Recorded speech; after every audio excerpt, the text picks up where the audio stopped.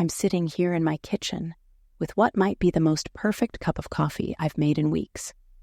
And I have to tell you, this morning feels absolutely magical. The temperature is that ideal early summer sweetness where you could leave every window in the house open all day and be completely comfortable. You know what I mean, right? That perfect balance where there's just enough warmth to remind you that summer is really here. But still, that fresh coolness in the air that makes everything feel clean and new. The coffee maker finished its gentle gurgling a few minutes ago, and I swear it sounds more satisfied than usual this morning. Maybe it's the way the soft breeze is flowing through the kitchen window, carrying with it the most incredible scent from Mrs. Chen's roses next door. I can see her already out there in her garden, tending to what looks like the second wave of blooms this season. That woman has some kind of magical understanding with those roses that I can only admire from a respectful distance. Benny just finished what I've come to think of as his morning salute to the day. You know that dramatic stretch dogs do when they first wake up, where their front paws reach way out in front and their whole back end stays up in the air. It honestly looks like he's bowing to the morning itself, showing proper respect to whatever perfect weather gods decided to bless us with this absolutely gorgeous day. He's moved on now to his important security patrol, and I can hear his little paws clicking purposefully across the kitchen tiles. The back door is open to let in all this beautiful air, so he can transition seamlessly from indoor supervision to outdoor perimeter inspection. This dog takes his responsibilities very seriously. And on a morning like this, I think he genuinely believes he's personally responsible for making sure everything in our little corner of the world stays as perfect as it feels right now. There's something about mornings like this that makes you want to text everyone you care about and ask if they're outside enjoying this incredible weather. Actually, that makes me wonder if Marcus is taking advantage of this perfect temperature for some garage work with his Toyota restoration project. The last time we talked, he was getting into the really detailed paint preparation work, and I remember him saying how much easier everything goes when you can open up the garage doors and let the fresh air flow through. Marcus has this wonderful way of approaching every challenge so methodically. And I've been thinking about how much progress he's made with that 1985 pickup truck. When he first brought it home, it honestly looked like it might be beyond saving, but he had this vision of what it could become. He sees potential where most of us might just see a lot of work and possibly some expensive mistakes waiting to happen. The really lovely thing is watching how he's been sharing that whole process with Angela. She started out being pretty skeptical of the whole car guy thing, if I'm being honest. But gradually, she's been learning basic maintenance and discovering how empowering it feels to understand how things work. Marcus mentioned that she can now check her own oil and change a tire. And the pride in his voice when he told me that was really something special to hear. His community workshops at the center have been such a success too. He started those sessions thinking maybe a few people would show up to learn basic car maintenance. But apparently, there's a waiting list now. People really want to understand their vehicles better. And Marcus has this gift for explaining complex problems in ways that don't make you feel stupid for not knowing. He says the same thing about cars that he says about most things in life, that they teach you patience if you're willing to listen to what they're trying to tell you. I've been thinking about that idea lately, about how the skills we learn from our hobbies and passions are often completely different from what our jobs teach us. Marcus gets problem-solving and attention to detail from his work at the shop. But this restoration project is teaching him things about persistence and vision that are entirely different. There's something about working on something purely because you love it that develops parts of ourselves we might not even know we have. Speaking of learning new things through community, I keep thinking about how Elena's teaching has evolved beyond anything she originally planned. She started with just wanting to share some baking knowledge at the community center. And now, she's got these regular classes with people who have become genuinely invested in each other's progress. It's turned into this lovely little supportive community where everyone celebrates each other's successes and helps troubleshoot the inevitable disasters that come with learning new skills. Gerald, the sourdough starter, continues to develop what I can only describe as a distinct personality. Elena swears he responds differently to different types of music. And honestly, after spending some time around Gerald during her kitchen renovation saga, I'm starting to believe there might be something to that theory. He definitely seems more active on certain days. And Elena has this whole routine of talking to him while she's feeding him that would sound completely ridiculous if it wasn't producing such consistently amazing bread. The wedding cake project for her sister Maria is really intensifying now. The wedding is coming up in July, and while Elena is incredibly talented, I can tell the pressure is getting to her a little bit.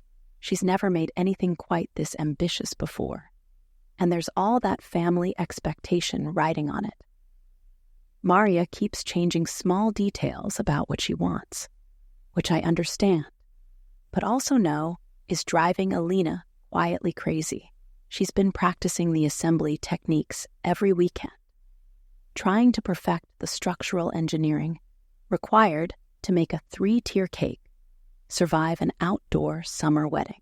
What's funny is how the kitchen renovation delays actually turned out to be a blessing in some way.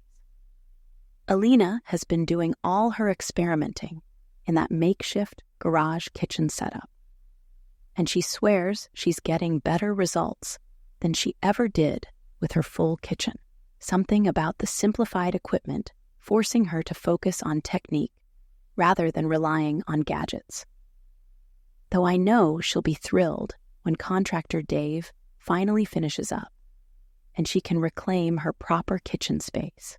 Dave, bless his eternally optimistic heart, is still saying everything should be wrapped up by the end of next week. He's been saying that for approximately 5 months now, but Elena has reached a kind of Zen acceptance about the whole timeline situation.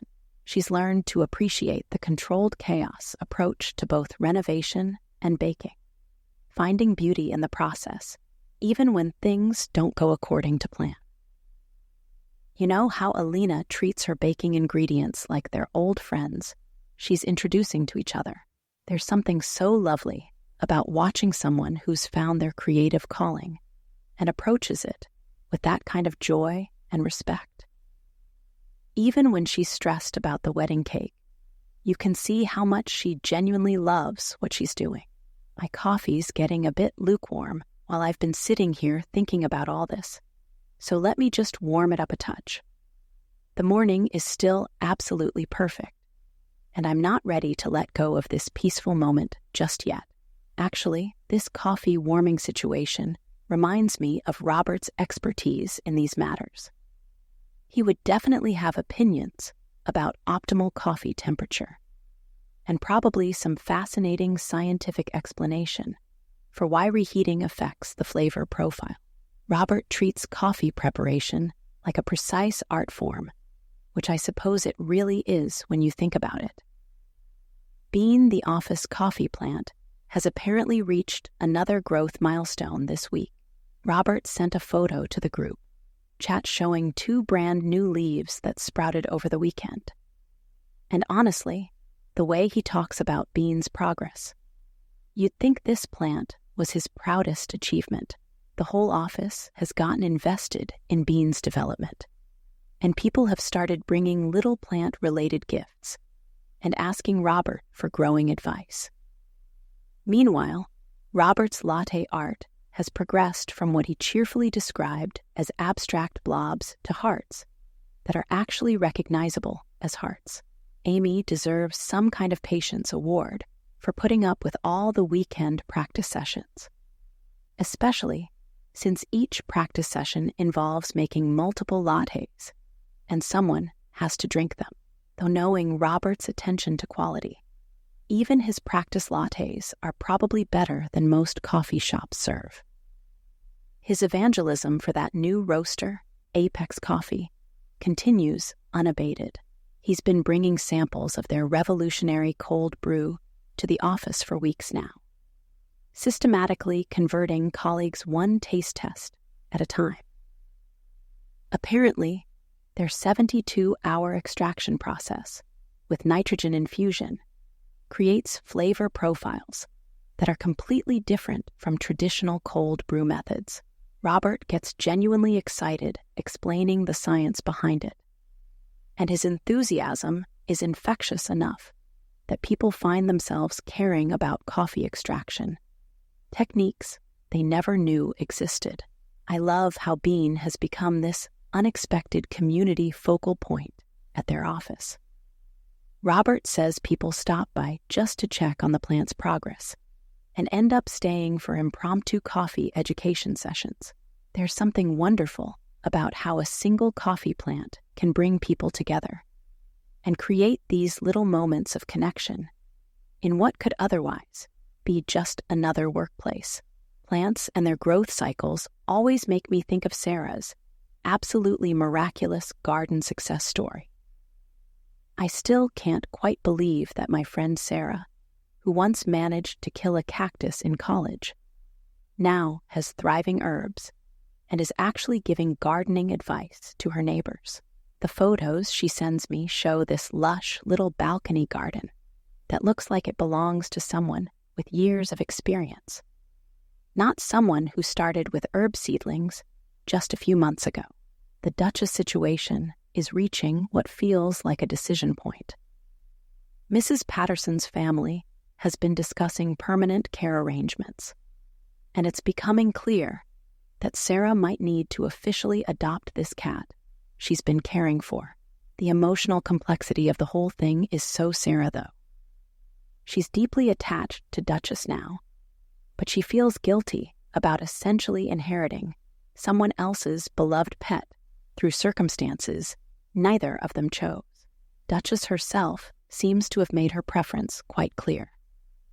According to Sarah, she's settled into the apartment routine completely and shows every sign of being happier and healthier than she was in her previous living situation. Sarah created these custom ceramic food and water bowls for her in pottery class, and apparently Duchess approves of both the craftsmanship and the elevated dining experience. The Kevin relationship continues developing in that wonderfully organic way that happens when two people discover they share values and curiosities about the world. Their Saturday farmers market meetings have evolved into this regular routine where they're ostensibly still continuing their original argument about tomato varieties. But really, they're just enjoying each other's company and sharing their different areas of expertise. Kevin's been bringing Sarah vegetables that are perfectly good, but don't meet strict market appearance standards. And she's been experimenting with cooking techniques that highlight their flavors. In exchange, Sarah's been working on design projects for his farm, creating marketing materials that capture the authentic character of his work. It's one of those relationships that seems to bring out the best in both people. Sarah's pottery class progression has reached the point where she's creating actually functional pieces that people want to use. Her instructor, Miguel, apparently said something about her developing an intuitive understanding of clay behavior, which for someone who started the class, barely able to center clay on the wheel, represents pretty remarkable progress. She's planning to make a complete set of dinnerware as gifts for family holidays, which seems ambitious, but also very much like Sarah to dream big. Once, she gets excited about something, just like Sarah to meet someone while debating tomato varieties, and turn it into a meaningful relationship. She has this gift for finding interesting people in the most unexpected situations, and somehow connecting with them in ways that matter. Distance friendship maintenance through photos and voice messages works well for us. But I love hearing about how she's building new communities and connections in Portland. Speaking of photos and visual creativity, I've been following Michelle's office transformation project with genuine fascination. The mural initiative has gained so much momentum that management is now officially supporting it, which honestly surprised everyone, including Michelle. She put together this incredibly thorough proposal with psychological research about workplace environments and productivity. And apparently the data was compelling enough to overcome the initial concerns about professionalism and permanence. The photography wellness program she started has been producing some really remarkable success stories. She told me about this one colleague in accounting who was completely skeptical about anything artsy, but started participating in the lunch hour photography walks just to get out of the office. Now he's leading some of those walks himself and talking about how photography has become this unexpected form of stress relief. There's something beautiful about watching people discover creative sides of themselves they didn't know existed. Michelle's research on color psychology has been paying off in ways that extend far beyond the office walls. Her findings about seasonal visual environment changes have influenced how she thinks about everything from home decoration to wardrobe choices. She mentioned that understanding color temperature and its effects on mood has completely changed how she approaches lighting in her apartment, especially during the shorter days of winter. What I find most impressive is how she's managed to create these accessible creative opportunities that don't intimidate people who don't consider themselves artistic. The photography workshops welcome all skill levels, and apparently people are sharing some incredibly personal and meaningful work. It's become this safe space for self-expression that's also building connections between colleagues who might never have interacted otherwise. Her research on color psychology has genuinely changed how I think about my own morning light here in the kitchen. The way the Eastern exposure creates this golden warmth that gradually shifts throughout the day isn't just pleasant. It's actually affecting my mood and energy in measurable ways. Michelle would probably have some fascinating insights about optimal lighting conditions for different activities and times of day. All this talk about light and workspace organization reminds me of Janet's incredible systems approach to family life. The meal planning revolution in the Sullivan household has apparently reached legendary status among their neighbors. Tom has become such an evangelist for the system that he started sharing templates with his bowling league friends, which Janet finds both amusing and slightly mortifying. The family's preparation for Rachel's college application season is moving into high gear. Janet has created what she describes as a master timeline with color-coded deadlines for applications, financial aid, and scholarship opportunities. Rachel initially resisted the organizational approach, insisting she could handle everything herself. But gradually, she started appreciating how the structure actually gives her more freedom to focus on the important decisions rather than scrambling to meet deadlines. The digital detox vacation planning has become this fascinating negotiation between Janet's vision of family reconnection and everyone else's attachment to their devices. Tom is panicking about being unable to check work email, Rachel is concerned about missing social media during what she considers a crucial social period. And Mike is bargaining for exceptions for gaming and music streaming. Janet remains diplomatically firm about the benefits, while acknowledging everyone's concerns and working toward compromises.